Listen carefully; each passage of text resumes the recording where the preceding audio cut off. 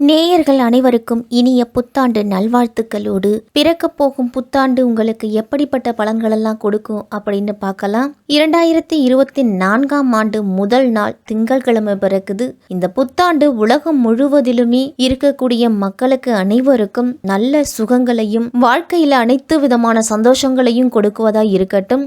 மாலை நேரத்தில் கோயில்களில் சிறப்பு வழிபாடுலாம் நடைபெறும். பொதுமக்கள் அருகில் இருக்கக்கூடிய கோவிலுக்கு சென்று வழிபாடுகளை நடத்தி வாங்க.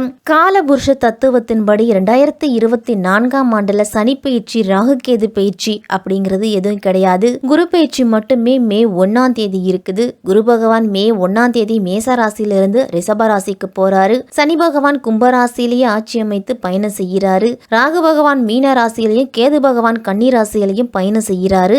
ஆங்கில புத்தாண்டான 2024 கன்னி லக்னத்துல பிறக்குது. அதோடு வருடம் பிறக்கும் போது சமயத்துல இருக்கக்கூடிய கிரக நிலைகளையும் நிகழ இருக்கும் கிரக மாற்றங்களையும் பார்த்தோம் அப்படின்னா இந்த ஆண்டு நல்ல மாற்றங்கள் நிகழக்கூடிய ஆண்டா இருக்கும். அதே சமயம் உலக அளவுல இயற்கை சீற்றங்களால பாதிப்புகள், பெரிய தலைவர்களோட உடல் ஆரோக்கியத்துல கவனம், இந்திய அரசியல்ல குறிப்பிடத்தகுந்த மாற்றம், அறிவியல்ல புதிய கண்டுபிடிப்புகள், மருத்துவத்துல இந்தியாவின் மதிப்பு கூடும், பிரபலங்களோட உடல்நலத்துல பாதிப்பு, வலைத்தள வளர்ச்சி அப்படின்னு அனைத்திலும் ஏற்றமும் மாற்றமும் எச்சரிக்கையாகவும் இருக்கக்கூடிய ஆண்டா இருக்கும். இந்த ஆண்டு முழுவதுமே எல்லோரும் பிள்ளையாரையும் பெரிய மகான்களையும் கும்பிட்டு வர்றது நல்லது. 2024ஆம் வருடம் வருவதற்கு இன்னும் ஒரு சில நாட்கள் தான் இருக்குது. அந்த வகையில இந்த ஆங்கில புத்தாண்டு 12 ராசிக்காரர்களுக்கும் எந்த விதமான பாக்கியங்களை கொடுக்க போகுது அப்படின்னு விரிவாவே பார்க்கலாம்.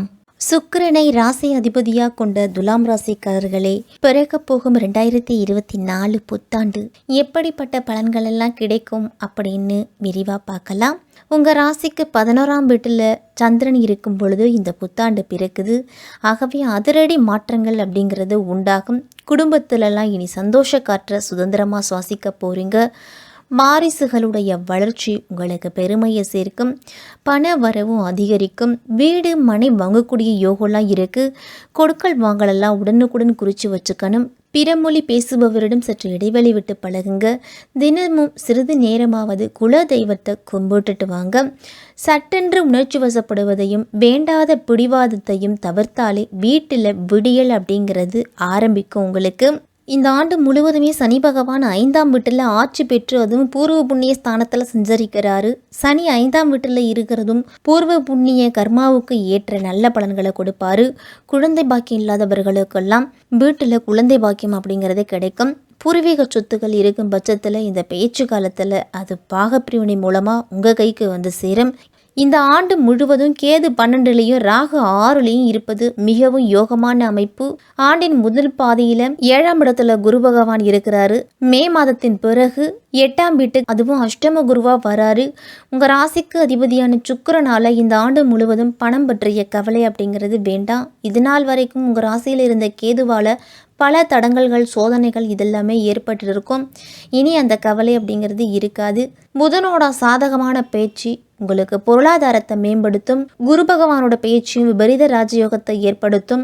திடீர் அதிர்ஷ்டம், பணவரவெல்லாம் உண்டாக்கும். கடன் குறைவதால பொருளாதார நிலை அப்படிங்கிறது மேம்படும் உங்களுக்கு.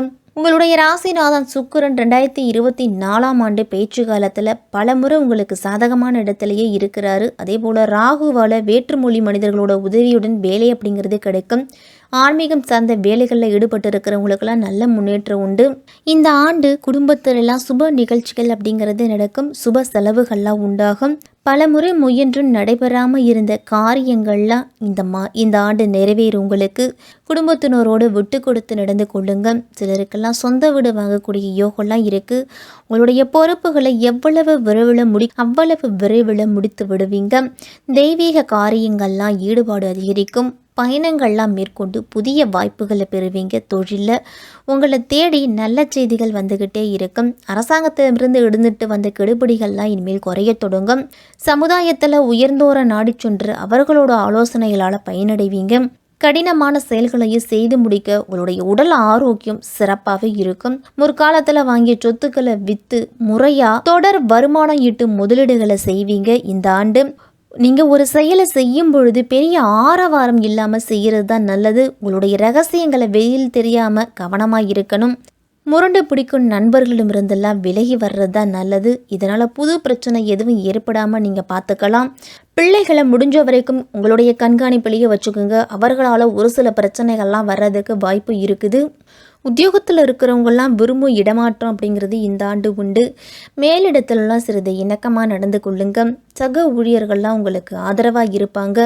உங்கள் மீது மற்றவர்கள்லாம் வீண் குற்றச்சாட்டு சுமத்த நேரிடலாம். அதனால் கவனத்தோடு இருக்கணும். குடும்பத்தை விட்டு சிறிது காலம் பிரிந்திருக்க வேண்டிய சூழ்நிலை கூட வரும். பணிகள் நிமித்தமாக அடிக்கடி பிரயாணங்கள்லாம் சென்று வருவீங்க.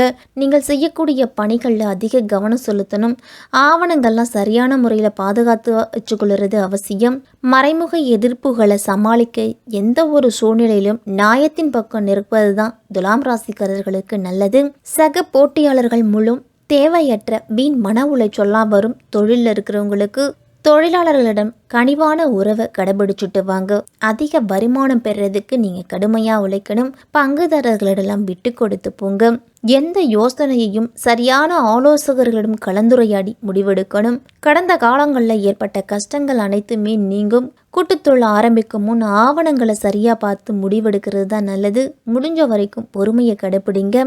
கலைத்துறையில் இருக்கிறவங்களுக்கெல்லாம் சிறு சிறு வாய்ப்புகளை கூட வீணடிக்காமல் அதை பயன்படுத்திக்கிறது தான் நல்லது. உங்களுடைய திறமைகளை வெளிக்கொண்டு வர இது ஒரு சிறந்த காலகட்டம். பாராட்டு, புகழ், விருது அப்படின்னு உங்களை தேடி வரும். பாடலாசிரியர், பின்னணி இசைக்கலைஞர்கள், நடன வல்லுநர்களுக்கெல்லாம் ஜூன் மாதத்திற்கு பிறகு பொன்னான காலகட்டமாக இருக்கும். சக கலைஞர்களிடெல்லாம் மரியாதை கொடுத்து நடந்துக்குங்க. வெளியூர் பயணம் செல்லும் பொழுது உங்களுடைய உடைமைகளையும் உரிமைகளையும் பாதுகாப்பாக எடுத்துகிட்டு போகணும். மாணவர்கள்லாம் கல்வியில் சிறிது ஆர்வ குறைவுலாம் ஏற்படும். மனதை ஒருநிலையாக்கி படிக்க கற்றுக்குங்க. உடல் உபாதைகள் மூலம் சில தடைகள்லாம் வரலாம். விளையாட்டுலெல்லாம் கலந்துக்கிட்டீங்க அப்படின்னா சாதனை படைக்கக்கூடிய அளவு இருக்குது. அதிக மதிப்பெண் எடுக்கிறதுக்கு அதிகமான முயற்சி அப்படிங்கிறது தேவை. சோம்பல் அப்படிங்கிறது உங்களுக்கு கூடவே கூடாது. நினைவாற்றலை பெருக்கிக்கிறதுக்கு யோகா, தியானத்தெல்லாம் செய்துட்டு வாங்க. தீய பழக்க வழக்கம் இருக்கும் நண்பர்களிடம் இருந்து சற்று விலகி இருக்கிறது தான் துலாம் ராசி மாணவர்களுக்கெல்லாம் நல்லது. அரசியல்வாதிகள்லாம் உங்கள் மீது தலைமை அப்படிங்கிறது அதிகமான நம்பிக்கை வச்சிருக்கும். உங்களுடைய நண்பர்களே உங்களுக்கு எதிராக செயல்படலாம். இருந்தாலும் புரிந்து கொண்டு செயல்படுங்க. உங்களுடைய விசுவாசத்திற்கு மேலிடும் சரியான பதவிகளை கொடுப்பாங்க. சிலருக்கெல்லாம் சுழல் விளக்கில் பயணம் செய்வதற்கான வாய்ப்புகள்லாம் கிடைக்கும். அதே வேளையில் மன உறுதியையும் நீங்கள் இந்த காலகட்டத்தில் வளர்த்துக்கணும். பெண்களுக்கெல்லாம் குடும்பத்தில் கலகலப்பு அப்படிங்கிறது அதிகரிக்கும். அனைவரிடமும் கனிவாக நடந்து கொள்ளுவீங்க.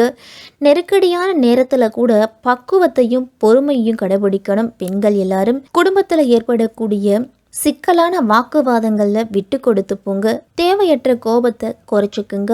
அக்கம் பக்கத்தினரோடு அளவோடு நட்பு வச்சுக்கிறது நல்லது. கருவுற்றிருக்கும் பெண்கள்லாம் கூடுதல் கவனத்தோடு இருக்கிறது அவசியம். இந்த 2024ஆம் ஆண்டு துலாம் ராசிக்காரர்கள் எல்லாருமே முதலீடு, பங்குச்சந்தை போன்றவற்றிலெல்லாம் முதலீடு செய்யலாம் அப்படின்னு நினைக்கிறவங்கெல்லாம் மிகவும் எச்சரிக்கையாக இருக்கணும். ஆண்டின் பிற்பகுதியில் திருமண பேச்சில் தடைகள், தாமதங்கள்லாம் வரலாம். அதனால் வரன்கள் தப்பான வரன்களை முடிவு செய்யறதுக்கு கூட வாய்ப்பு இருக்குது. கூடுதல் கவனத்தோடு இருக்கிறது நல்லது. உங்களுடைய சுய ஜாதகத்தை பார்த்து அதன்படி செய்துக்குங்க. இந்த ஆண்டு முழுவதுமே வெள்ளிக்கிழமை தோறும் மகாலட்சுமி தாயாரை வழிபட்டுட்டு வாங்க. வயதில் மூத்த பெண்களோடலாம் ஆசீர்வாதத்தை வாங்குங்க. பெண் தெய்வங்கள் நீங்கள் வழிபாடு செய்துட்டு வந்தீங்க அப்படின்னா அதிக நன்மைகள் அப்படிங்கிறது கிடைக்கும். திடீர் அதிர்ஷ்டம், பணவரவுலாம் உண்டு. தேவைப்படும் போதெல்லாம் உங்களுக்கு உதவிகள் அப்படிங்கிறது கிடைக்கும். உங்களுடைய குல தெய்வத்தை எப்பொழுதும் நினைச்சிட்டு அன்றாட பணிகளை தொடங்குனீங்கன்னா வெற்றி உங்களுக்கு.